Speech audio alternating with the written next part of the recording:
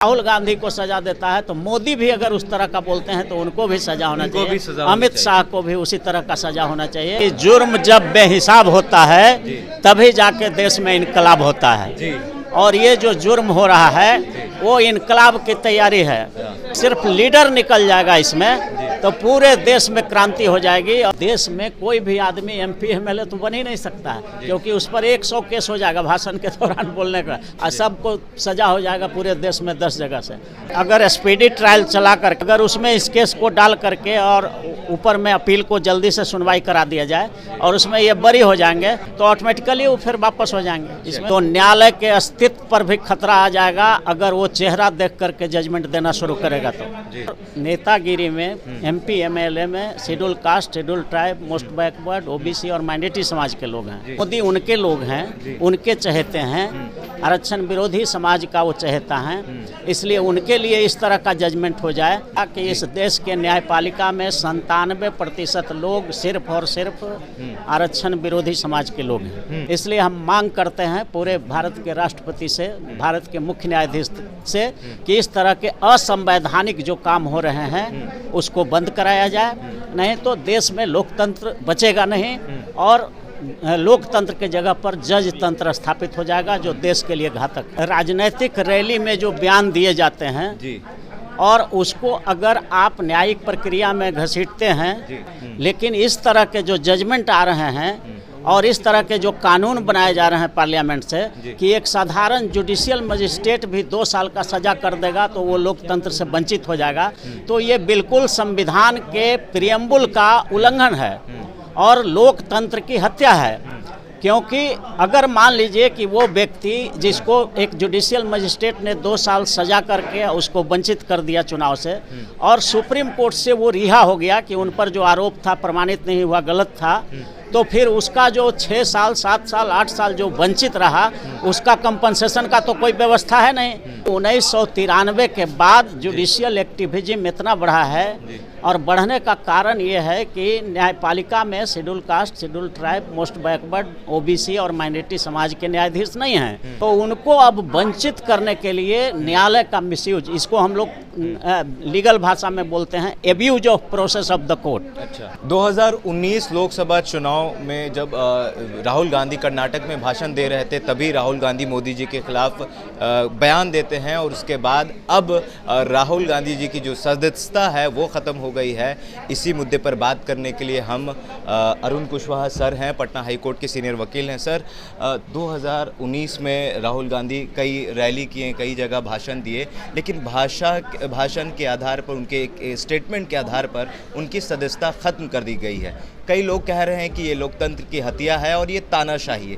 आप वकील हैं, हमारे ऑडियंस और जो आवाम है उनको समझाइए कि क्या है ये पूरा मामला। देखिए, राजनीतिक रैली में जो बयान दिए जाते हैं और उसको अगर आप न्यायिक प्रक्रिया में घसीटते हैं तो ये साफ जाहिर करता है कि हमने जो भारत के संविधान के प्रियम्बुल में जो लिखा है कि भारत एक लोकतांत्रिक देश है, तो लोकतांत्रिक देश में जनता को तय करना होता है कि कौन सांसद बनेगा, कौन नहीं बनेगा।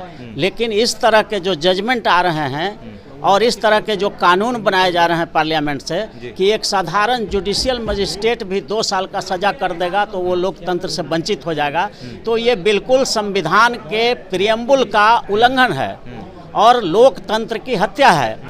क्योंकि अगर मान लीजिए कि वो व्यक्ति जिसको एक जुडिशियल मजिस्ट्रेट ने 2 साल सजा करके उसको वंचित कर दिया चुनाव से, और सुप्रीम कोर्ट से वो रिहा हो गया कि उन पर जो आरोप था प्रमाणित नहीं हुआ, गलत था, तो फिर उसका जो 6 साल 7 साल 8 साल जो वंचित रहा उसका कंपनसेशन का तो कोई व्यवस्था है नहीं, तो ये लोकतंत्र का हत्या है। और हम तो यहाँ तक कहते हैं कि 1993 के बाद जुडिशियल एक्टिविज्म इतना बढ़ा है, और बढ़ने का कारण ये है कि न्यायपालिका में schedule caste, schedule tribe, most backward, OBC और माइनॉरिटी समाज के न्यायाधीश नहीं हैं, और नेता सब हमारे ही लोग हैं, SC ST OBC माइनॉरिटी समाज के ही नेता सब भरे हुए हैं, क्योंकि लोकतंत्र में वोट उसकी है तो वो लोग जीतते हैं। तो उनको अब वंचित करने के लिए न्यायालय का मिसयूज, इसको हम लोग लीगल भाषा में बोलते हैं abuse of process of the court. अच्छा। न्यायालय के Abuse of हाँ प्रोसेस ऑफ द कोर्ट बोलते हैं कि न्यायालय के प्रक्रिया का दुरुपयोग किया जा रहा है जजमेंट के जरिए और लोगों को लोकतंत्र का अधिकार छीना जा रहा है। सर राहुल गांधी विपक्ष के नेता हैं, अब तो उनकी सदस्यता खत्म हो गई है, तो अब 6 साल 8 साल तक वो चुनाव नहीं लड़ेंगे। तो ऐसे कई सारे भाषण हैं जो सत्ता में बैठे जो लोग हैं वो भी कहते हैं, मोदी जी भी कहें कपड़ों के आधार पर इंसान को पहचानिए और 50 करोड़ वाली गर्लफ्रेंड, इस तरह की भाषा का उपयोग मोदी जी भी ने किया है। तो कोर्ट में जाते हैं तो क्या मोदी जी की भी जो पावर है वो खत्म हो सकता है जो उनकी सदस्यता है? देखिए ये स्पष्ट जान लीजिए, अभी शुरू में भी हमने कहा कि इस देश के न्यायपालिका में 97% लोग सिर्फ और सिर्फ आरक्षण विरोधी समाज के लोग हैं। सीधी भाषा में अगर संवैधानिक भाषा में कहा जाए तो वो जनरल क्लास के लोग हैं। तो न्यायपालिका में जनरल क्लास के लोग हैं और नेतागिरी में एमपी एमएलए में schedule caste, schedule tribe, most backward, OBC और माइनॉरिटी समाज के लोग हैं। तो न्यायपालिका का जो इस तरह के जो जजमेंट आ रहे हैं वो चूँकि उनके न्यायाधीश हैं तो उनके लोगों के लिए ऐसा होगा हमको विश्वास नहीं है।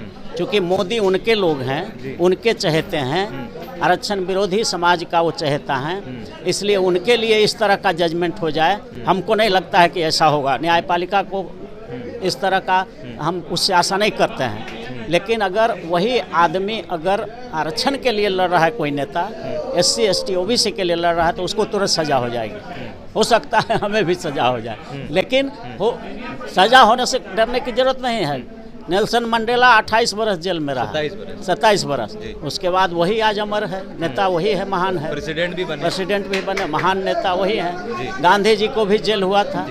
तो जेल जाने से ये नहीं होता है ये। लेकिन भाषा के आधार पर चुनाव में आप भी देख रहे होंगे, आप भी सुनते होंगे टीवी पर और फेसबुक पर कि कई सारे, जैसे बिहार में ही लालू प्रसाद यादव हैं, उनके बेटा को कहा जाता है युवराज कहा जाता है, या फिर लालू प्रसाद यादव को चारा चोर कहा जाता है।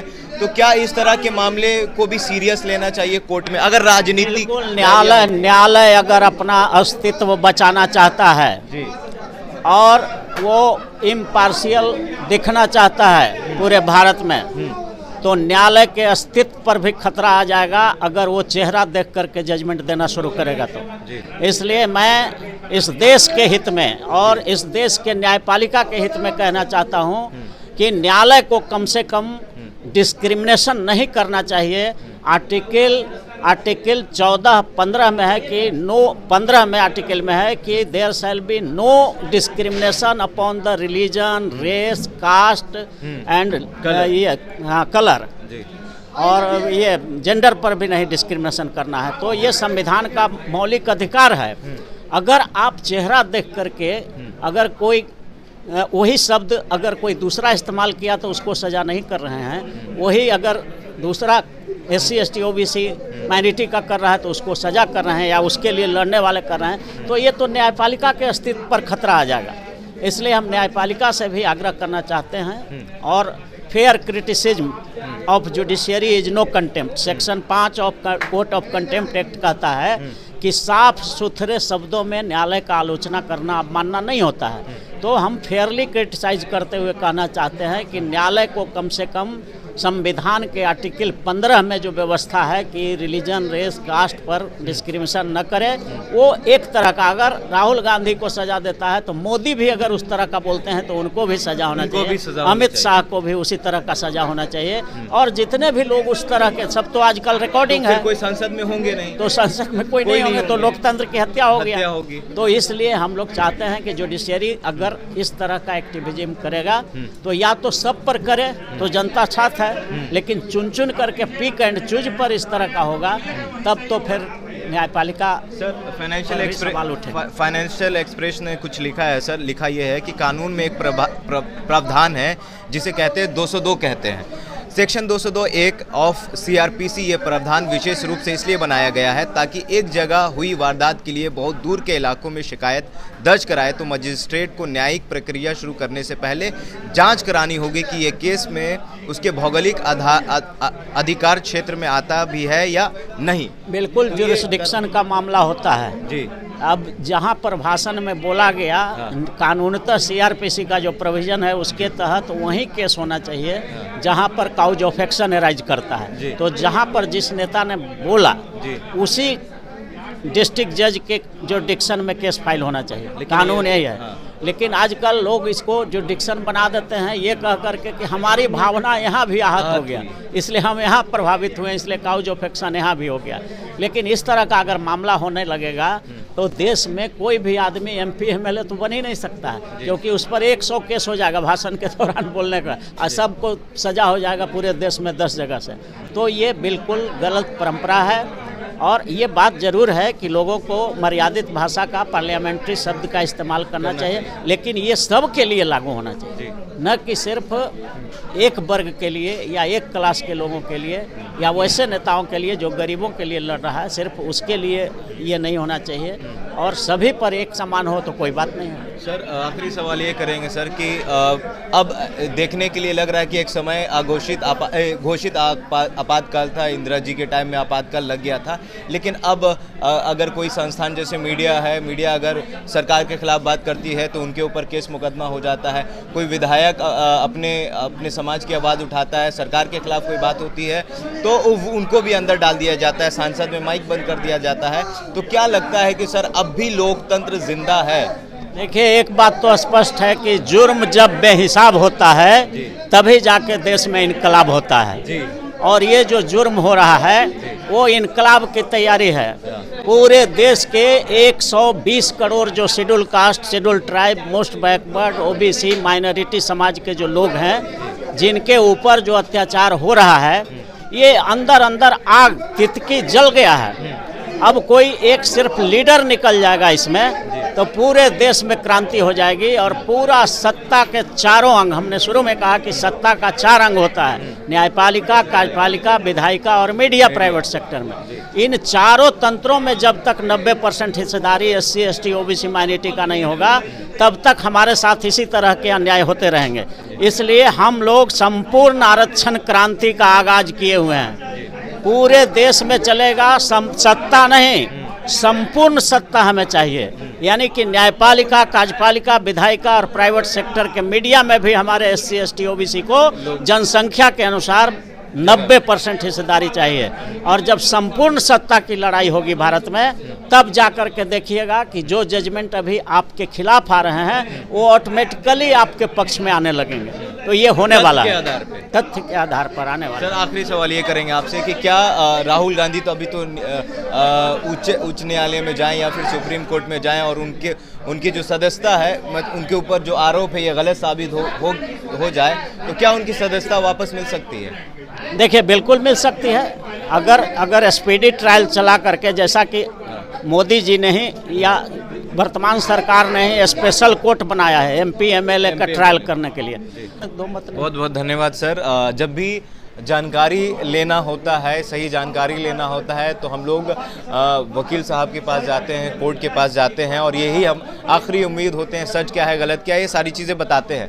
तो राहुल गांधी जी ने जो बयान दिया था 2019 में, उस मामले में उनको मानहानि के ऊपर उनकी जो उन्हें 2 साल की सज़ा हुई और उसके बाद उनकी सदस्यता ख़त्म हो गई है। लेकिन अब भी जैसे उम्मीद बाकी है, अगर वो उच्च न्यायालय में जाते हैं और स्पीड ट्रायल होता है तो अगर उनके आरोप को गलत साबित किया जाता है, गलत साबित होता है, तो उनकी जो सदस्यता रद्द हुई है वो वापस फिर से राहुल गांधी को मिल सकता है और वो फिर लोकसभा का चुनाव, आने वाले लोकसभा का चुनाव लड़ सकते हैं। लेकिन जिस तरीके से कहा कि 90% लोग जो SC ST OBC वर्ग के जो लोग हैं, 90% माइनॉरिटी हो गए, SC ST हो गए, हर सेक्टर में होंगे तो उनके जब ये लोग हर सेक्टर में होंगे तो इनके आधार पर जजमेंट आएगा, इनके साथ कोई गलत चीज़ें नहीं होगी। लेकिन अभी जो है वो कह रहे हैं कि कुछ लोग जो हैं, अपर कास्ट के जो लोग हैं, वो न्यायालय में बैठे हुए हैं और वो लोग अपने मन मुताबिक बयान दे रहे हैं। ये आपका सर स्टेटमेंट है। तो अरुण सर हैं हमारे साथ, पटना हाईकोर्ट के सीनियर वकील हैं। आपकी क्या प्रतिक्रिया है इस चीज़ को लेकर हमारे कमेंट बॉक्स में ज़रूर बताइएगा। अगर आप हमारे फेसबुक पेज पर हैं तो लाइक करिए, अगर आप हमारे यूट्यूब चैनल पर हैं तो सब्सक्राइब करिए। कैमरे के पीछे केशव हैं और मैं हूं अमान। आप देख रहे थे पब्लिक स्टेशन।